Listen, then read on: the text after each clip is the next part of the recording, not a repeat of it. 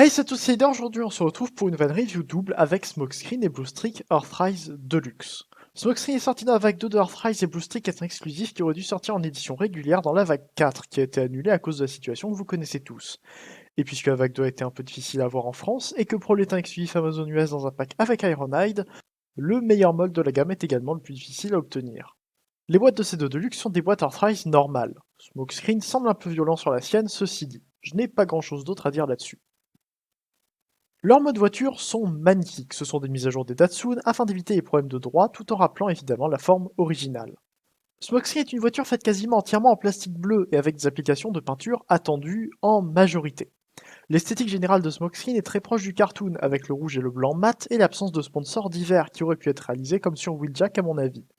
Je ne suis pas pour la reproduction à outrance du dessin animé, mais Smokescreen allie les détails de ce mold digne de la trilogie actuelle, avec cette peinture relativement simple au premier abord, ce qui passe assez bien. Les phares sont fumés, tout comme les autres vitres. Le pare-choc est peint en blanc avec des applications de peinture noire sur les bas de caisse, mais pas sur la calandre.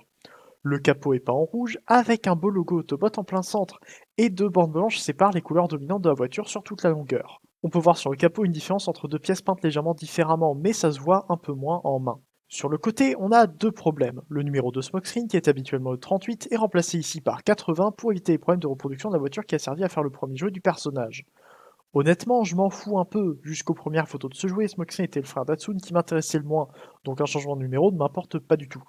Mais nombre de fans se sont plaints de ce changement, qui s'accompagne d'aucune autre référence. Ils auraient pu mettre 84 par exemple, mais non. Et je comprends pourquoi ça ne plaît pas. Par contre, qu'on aime ou pas le personnage, on ne peut pas dire que les attaches de roues soient esthétiques. C'est un choix affreux qui a malheureusement aussi été utilisé sur Hoist et Trailbreaker et qui aurait dû être fait à l'envers, avec la roue qui s'attache dans l'épaule et pas l'inverse. Je ne sais pas pourquoi ils ont fait ça. Pour revenir au reste de la voiture, les vitres sont toutes fumées, même à l'arrière, ce qui est toujours bien. On voit une pièce de structure à l'avant, mais c'est nettement moins moche que sur Gigawatt par exemple. On a aussi des rétroviseurs qui serviront pour le mode robot, un petit détail qui a toujours son importance. Enfin pour l'arrière, on a 4 pots d'échappement dont les trous sont compatibles avec les pecs d'effet de tir de la trilogie, et c'est tout. Pas de peinture sur les feux arrière moulés, ce qui est bien dommage. Pour des pièces qui sont également visibles en robot, j'aurais aimé un peu de peinture, mais je suppose que c'est pour rester dans cette esthétique cartoon G1 qui ne se retrouve étonnamment que sur cette figurine. Bluestreak est similaire bien évidemment tout en ayant son propre style. La voiture est majoritairement d'un gris très particulier avec le capot et le toit en noir mat que j'ai peur d'abîmer. Les phares et les vitres sont en un plastique transparent bleuté qui paraît bien plus coloré sur les phares que pour l'habitacle. Le bas de caisse avant a été modifié et dans ce mode, c'est tout ce qui change. Avec ses couleurs plus classiques, Bluestreak, qui porte toujours très mal son nom et dont j'attends toujours une version blanc select, est le plus discret de toutes les voitures Autobot en mode alternatif. Il y a un aspect simple et distingué qui me plaît beaucoup. La pièce de structure visible sous le pare-brise est rouge cette fois-ci et la couleur des vitres la rend bien plus visible, mais je trouve ça excusable. Les jantes sont peintes en argenté, ce qui rend la tache affreuse bien moins visible. Pour les vitres arrière, je ne suis pas sûr d'aimer les contours gris plutôt qu'en noir. Je sais que c'est comme ça dans le cartoon et donc dans la représentation classique de Bluestreak, mais ça donne une cassure sur le haut de la voiture qui ne me plaît pas. On a également un aileron qui n'est pas censé être là, mais ça ne me dérange pas. Par contre, la peinture ajoutée sur l'arrière de la voiture me plaît beaucoup. Avec les jantes, je trouve que ça donne une finition très agréable à ce mode et dénote encore plus de Smokescreen. Justement, en comparant les deux, je ne sais pas lequel je préfère. Les couleurs de Smokescreen me plaisent bien, mais les couleurs de Bluestreak sont très travaillées. Le premier semble être plus proche du cartoon, alors que le deuxième a un côté réaliste assez réussi. Mais ce qui est sûr, c'est que les deux sont très bons. Je vais tout de suite les comparer avec le mold des Datsun Siege que j'ai présenté sur ma chaîne avec Barricade. Je note dès maintenant que ce ne sont pas des remolds. Les transformations sont assez proches, mais différentes, et aucune pièce n'est réutilisée. Et même si j'aime le mode Siege pour Barricade, qui n'avait pas encore de représentation de ce style en jouet avant, je préfère grandement ce que donnent les Datsun Earthrise. Les voitures sont plus fines, ce qui se verra surtout en robot. Mais le plus gros défaut que je reprochais au mode Siege, c'était les phares. Si l'avant du mode Alt avait été différent, il m'aurait beaucoup plus plu. Pour le reste, je trouve que c'est un mode qui tient encore assez bien. Concernant les accessoires, chacun d'entre eux vient avec 3 armes, 2 canons simples qui se mettront sur les épaules et un fusil qui reprend l'arme G1 de Prowl. Ces pièces sont moulées en bleu pour Smokescreen, ce que je trouve assez moche, et en gris pour le Bluestreak, ce que je préfère. Les deux canons se mettent sur les côtés du capot et le fusil se place sur le toit. Le fusil semble ridicule et la couleur des canons au Smokescreen ne me plaît pas vraiment dans ce mode. On peut cependant échanger les canons avec ceux du mode Siege pour les avoir plus proches du cartoon. Donc si vous avez Smokescreen Siege, il a encore une utilité. Et je trouve que les canons Siege rendent bien mieux que les versions Earthrise qui sont plus adaptées à Pro et Bluestreak. On peut donc transformer Smokescreen et Bluestreak. Comme je dis plus tôt, la transformation est similaire à celle du mode Siege. On commence par ouvrir les portières. On peut alors descendre les bras de l'intérieur de la voiture, puis ouvrir les épaules entièrement. On ouvre le capot en faisant attention à la peinture mate qu'il y a dessus. La tête bouge pour pouvoir abaisser l'arrière de la voiture. On peut alors détacher ce qui formera les pieds et les ramener vers le bas. Les jambes se déplient simplement, il faut cependant faire attention à ce que les genoux ne tapent pas dans les vitres. On peut détacher les jambes et sortir les panneaux à l'intérieur des pieds, puis baisser les ports 5 mm qui serviront de talons. On retourne le bassin, puis on ramène le capot et les épaules sur le corps. Là encore, attention à ne pas trop toucher les vitres. Tout doit bien se caler et permettre aux épaules de se clipser sur des bagues sous les garde-boue. Plus qu'à rabattre les portières, tourner la tête et positionner les bras comme il faut, et on a le mode robot. J'ai dit plutôt que le mode Daihatsu Northrise était le meilleur mode de la gamme, et j'espère qu'on comprend pourquoi je dis ça avec ce mode robot. Il n'est pas sans défaut, mais je trouve quand même que ce mode robot est très réussi. Pour commencer avec Smokescreen, on voit déjà l'esthétique très cartoon qui continue dans ce mode avec les couleurs principalement mates et en général assez simples. Vous voyez dans une pose simple qui donne déjà très bien, et je suis sans doute biaisé par le fait qu'on parle ici d'un de mes designs préférés de la franchise. Les proportions sont très bonnes et il paraît ainsi cohérent à la différence du mode Siege comme on verra plus tard. La tête est très réussie et bien plus épurée que la tête de sa précédente version qu'on a vue sur Barricade. Ici j'ai l'impression de voir un extrait du dessin animé avec le visage gris et les yeux verts sur sa tête si particulière. D'ailleurs Smokescreen est l'un des rares Transformers de la trilogie à ne pas avoir une seule touche d'argenté. Sortez votre Generations G1 et vous pourrez voir que l'argenté est le type de peinture le plus courant. C'est cette absence qui fait que Smokescreen paraît si proche de son modèle d'animation. Le torse est évidemment l'avant de la voiture, il ne fallait pas faire autrement.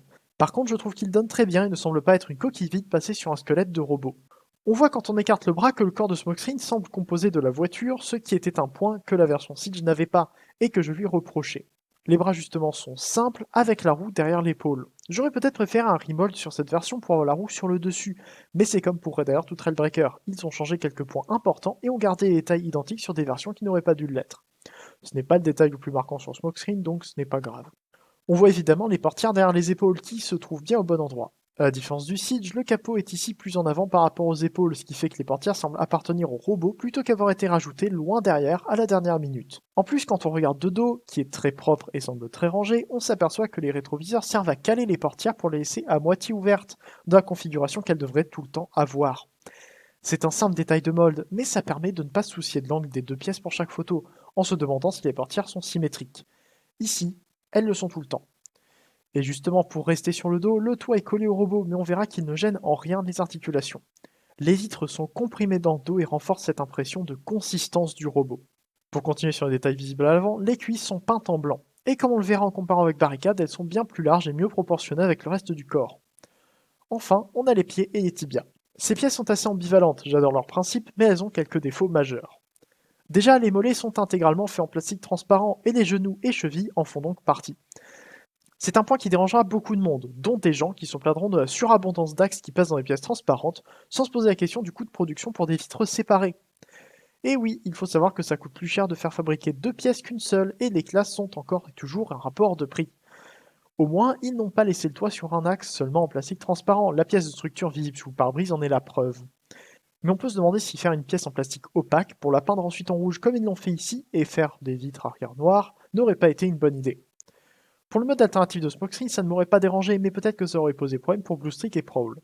Et il fallait aussi rentabiliser l'utilisation de plastique transparent de toute façon. Ce sont des considérations bien trop complexes pour être étalées ici et de toute façon je ne m'y connais pas assez pour en parler plus que ça. Le deuxième problème, c'est qu'en cas de genou lâche, l'absence de vis n'aide pas, mais même avec une vis, personne n'irait essayer de resserrer le genou. Malheureusement, les genoux de mon Smokescreen peuvent parfois être un peu lâches, mais il tient quand même debout. Le dernier point négatif ici, c'est le vide. À cause de la transformation, les jambes sont assez creuses, non seulement depuis l'arrière, mais depuis les côtés également. Mais pour l'intérieur, ils ont rajouté un petit panneau. Alors oui, c'est un peu ridicule, mais j'ai encore l'impression d'avoir vu trop de monde qui s'en moquait. Ce n'est pas grand chose, certes, mais ils ne pouvaient pas rajouter beaucoup plus de toute façon, et c'est déjà bien d'avoir mis un panneau. Je ne vois pas ça comme un designer qui dirait que le problème est réglé, mais plutôt comme quelqu'un qui dirait qu'il a fait de son mieux avec ce qu'il pouvait. Dites-moi que je suis trop gentil si vous voulez, mais avouez également que vous préférez ça plutôt que d'avoir des trous béants beaucoup trop grands à l'intérieur des jambes. Concernant Bluestreak, il est lui aussi évidemment très beau. Là encore, il a une certaine présence sur l'étagère, mais dans un style complètement différent de Smokescreen. Il paraît bien plus discret, malgré une explosion de rouge un peu partout sur le robot. C'était prévisible d'après les tailles de la voiture, mais je trouve ça toujours impressionnant. La tête est magnifique. La forme est très réussie avec cette crête rouge plus petite que celle que doit avoir Prowl, mais c'est surtout le reste des couleurs qui me plaît. Les yeux verts comme ceux de Smokescreen font un changement agréable avec l'habituel bleu contre rouge. Mais surtout, la peinture utilisée sur ce casque est magnifique. Elle n'a malheureusement pas été utilisée ailleurs, et ça fait que la tête de Bluestreak dénote avec le reste du robot, mais ça n'empêche pas qu'elle soit très belle. Le torse est beau, j'aime bien l'utilisation de rouge pour l'abdomen. Les bras sont identiques à ceux de Smokescreen, et les mains et épaules sont faites d'un plastique gris plus clair que les autres pièces grises. Un choix étonnant qui donne des contrastes sur la figurine. Les jambes donnent à la fois mieux avec les feux arrière peints, et moins bien à cause de l'absence de peinture à l'intérieur du mollet et le plastique transparent plus clair. À cause de ça, on voit beaucoup plus facilement que c'est complètement creux et ça peut poser problème. En plus, les panneaux rouges à l'intérieur des pieds attirent plus l'attention sur ces pièces et en soulignent les défauts. Mais malgré tout ce que je dis de mal sur lui, je trouve quand même que Bluestreak est très réussi. Le dos est tout aussi propre que celui de Smokescreen et les portières grises plutôt que bleues donnent un peu mieux de ce point de vue, je trouve. On peut donc passer à la comparaison intéressante avec Barricade Siege. Leurs tailles sont équivalentes, il suffit de correctement positionner les jambes de chacun. C'est un point un peu compliqué à cause des articulations très nombreuses qu'ils ont dans les pieds, et malheureusement je trouve que c'est Barricade qui devient le moins bon du trio. Son torse plus large, qui semble juste posé sur un robot trop fin par endroits, avec un backpack qui part trop loin et un toit qui se balade derrière le dos, sont autant de défauts qui nuisent à une bonne figurine et la font paraître mauvaise, à côté d'un mold bien plus réussi. Cependant, les jambes creuses de Barricade se voient moins que celles de la version Earthrise, ce qui est un avantage indéniable. Par contre, niveau articulation, c'est toujours la version récente qui gagne. Je présente encore avec Smokescreen, mais c'est identique avec Bluestreak, même pour la tête qui tourne et peut également regarder vers le haut pour la transformation. Certes, c'est nécessaire, mais pour une tête comme Smokescreen, je trouve ça impressionnant. Les bras bougent librement, mais puisque les portières ne se ferment pas, il faut utiliser l'articulation vers l'extérieur pour leur faire un tour complet. Attention à ne pas détacher l'épaule du corps en écartant le bras, ça peut arriver un peu trop facilement. L'avant-bras tourne, le coude plie comme il faut et les poignets tournent également. Le bassin tourne et n'est pas gêné par le backpack, ce qui est toujours agréable. Les jambes montent très bien et vont également vers l'arrière et ne sont pas gênées sur le côté. Ai-je déjà dit que j'aimais ce type de ceinture? Je me répète, mais c'est très pratique.